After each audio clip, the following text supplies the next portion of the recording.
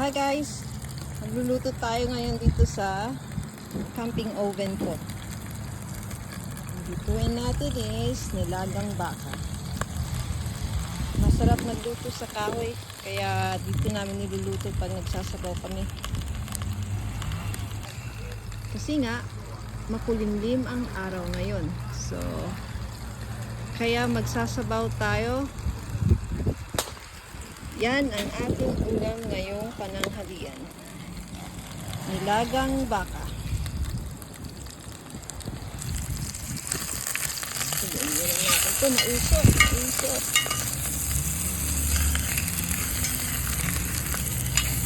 Wala masyadong baka kasi wala masyadong karne. Kasi nga, bawal magkarne itong aking asawa. Pero, kunti lang sa kanya. Taas kasi yung ayon niya, kaya bawal. Sa akin naman, mababa yung ayon ko. Kaya kakain ako ng nilagang baka.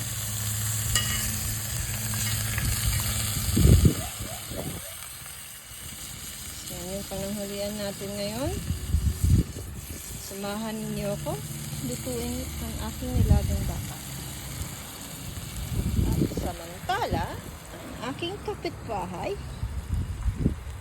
diyan sa kabila, bagong kapitbahay, nag-aayos sila ng kanilang bakuran.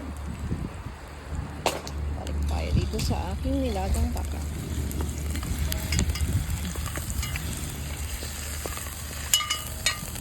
So yan guys, yan ang camping oven namin. Camping tayo dito sa aming bakuran.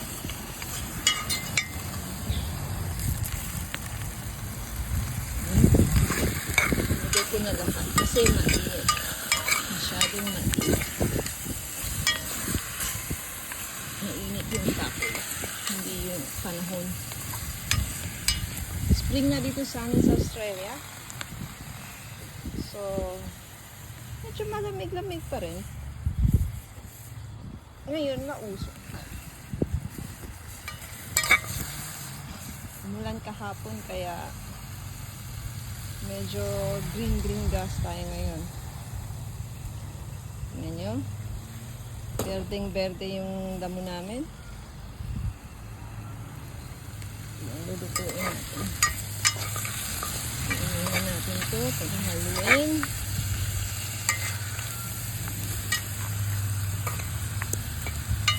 Masarap yung sweet corn.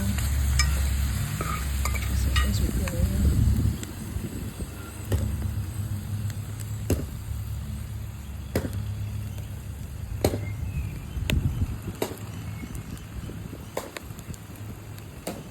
Sa mga isang oras mahigit lutuin natin ito. Kasya na yung kahoy na nilagay ng kasama ko dyan. Ito naman ito, yung posting yan. Dyan kami naglechon ng manok. Kahit anong karne, pwede mong ilechon dyan. 10 to 15 kilos kayang i-hold nyan. So ngayon, kasi mausok, layo muna tayo. Tingnan natin. Lagyan natin ng tubig kasi brown na yung meat. Okay, lagyan na natin ng tubig. Okay.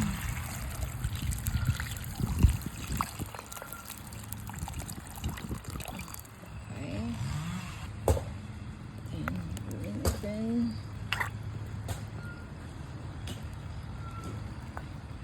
Okay. Hindi yan baka ng biyanan ko kasi naubos ko na yung baka ng biyanan ko. Binigay sa amin. Masarap din kasi grass fed. So ito, bili ko isang araw. Tingnan natin kung masarap. Takpan na natin. Ito yung oven. Yan. Silyong-silyo. Higit isang oras luto na yan. Okay guys, samahan niyo ako kasi medyo mainit dito. Ito muna tayo sa tabi-tabi.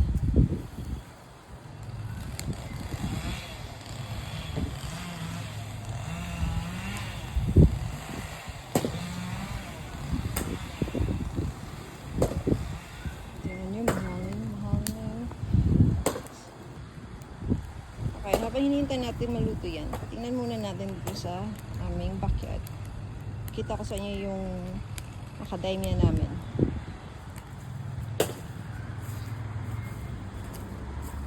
Ito yung macadamia namin. Yan. Ang daming bunga. Yan. Yan ang aming macadamia. Pakita ko sa inyo kung ganito yan siya pag pwede nang ma-harvest. Ganito yung shell niya. Yan, ganyan. Tapos, hindi ko pwede pakita sa inyo kung ano yung... Yan yung nutshell niya. Yan yung nutshell niya. Siguro, kumain ito yung kakatuna naman. So, hindi ko pa may pakita sa inyo kasi wala na. Ubus na yung bunga.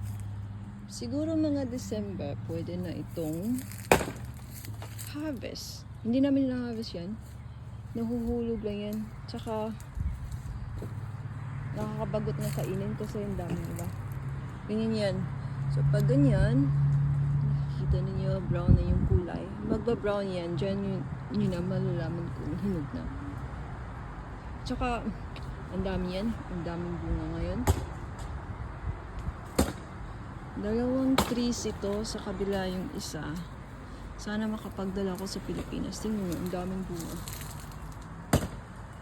Kasi ang daming bunga ng aming macadamia, di ba? Hindi pala sa amin sa biyanan ko. At saka ito, parang cactus. Ano yan? Red dragon fruit. So yan ang red dragon fruit ko. Napaka ano niyan, kuripot kung magbunga. Isang bunga lang yung natikman ko. Tapos hindi pa ako nakakain yung ano pa. Kakatupa yung kumain. So, binigay sa akin kalahati na lang. Pero okay lang. Kumain naman yung kakatupa. Ang daming bunga ng macadamia namin ngayon. Tingnan nyo. Marami.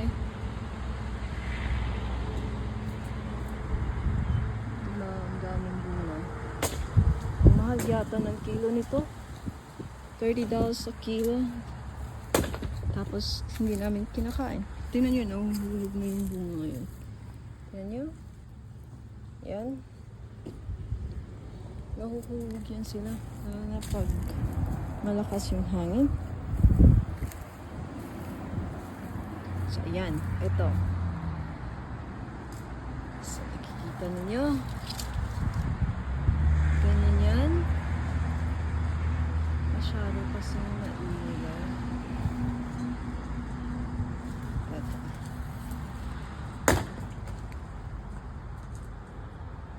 Ganyan siya pag nahinog na. Ganyan.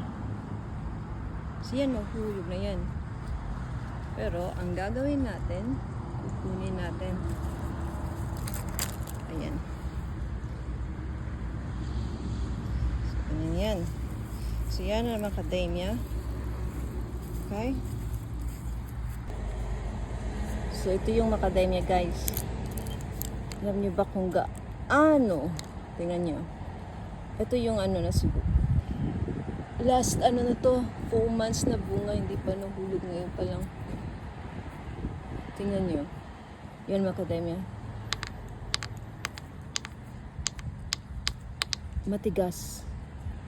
Hindi mo kayang biyakin.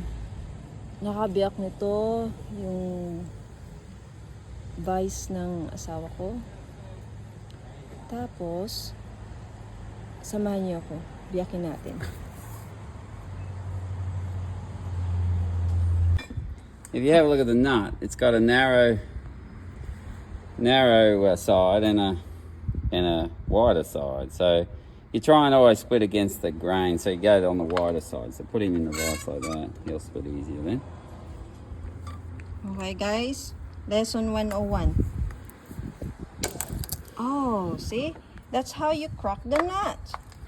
Don't crack the nut of your husband. Then you eat the nut. Oh, that's... I thought it wasn't real good, but it was good. Yeah, right. In it. tingnan natin. Ang init.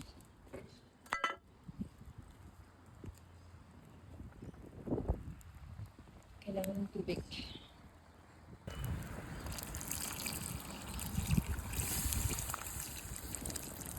Ayan guys. Haluin muna natin. Lagyan natin ng first top up. Buta. Lagyan natin yung mga chunky. Okay. First top up of butter yun. Kunin natin yung lid. Lagyan na natin ang ating potato. Malambot na yung ano. Malambot na yung karne. Tingnan nyo. Ayan, malambot na.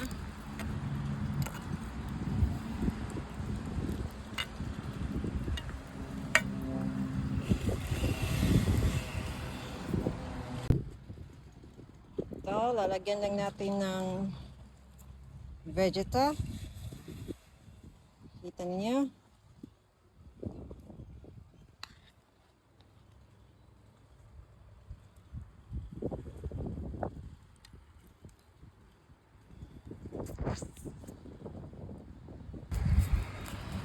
Okay, takpan muna natin. Yan. May kahoy pa. Hindi pa natin yan dinagdagan ng kahoy. Yan pa yung kanina. So, matipid. Yan naman yung sa natin. Bahay.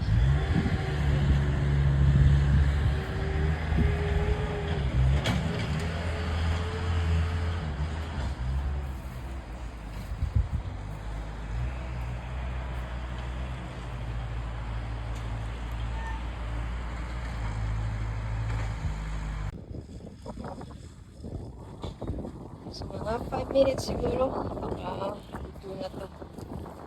Lagay natin yung greens natin. Ang sarap ng sabaw.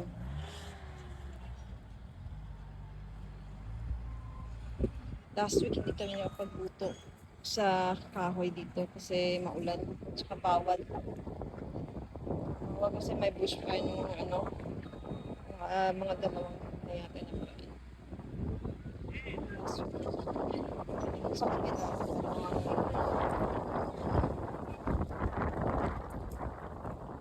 And hangin masyado.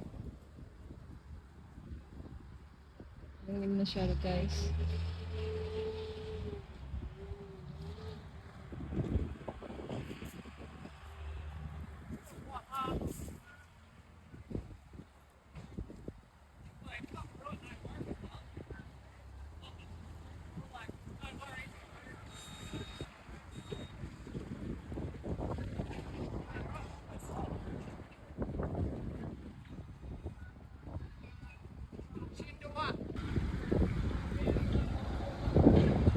Ayan, medyo malapit nang maluto ito. Titingnan natin, lagyan natin na siguro mga 1 minute. Okay, tingnan natin kung malambot. Ayan, malambot na yung patatas natin. Haluin na lang muna natin. Tsaka lagyan natin yung beans. Ito yung ihalo ko. May mushroom ako, yung king mushroom. At tsaka spinach, English spinach. Lagay natin yan dyan. Tsaka yung sibuyas. Okay, haluin natin. Okay, haluin natin. Madali lang ito, madaling lutuan. 1 minuto. Tapos na. Okay. Takpan natin. Ayan. 1 minuto. Tayo pa, 1 minuto na naman. 1 minuto.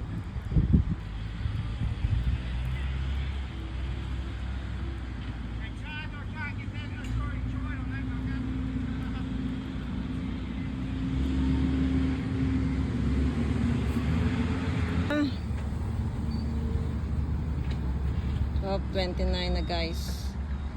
So, mananghalian na tayo. Gutom na ako. Bilisan mo, bilisan mo, bilisan mo.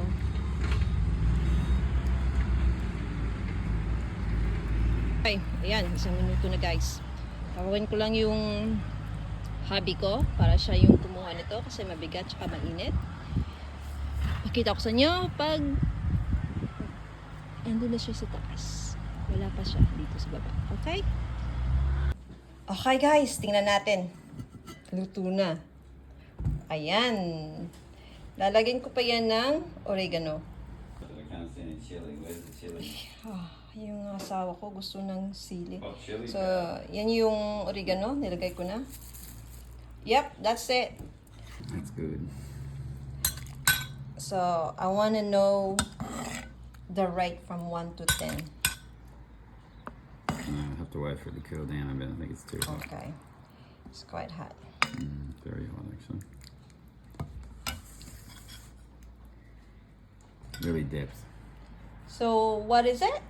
From The 1 to rate, 10? I'd say 9 at least. 9?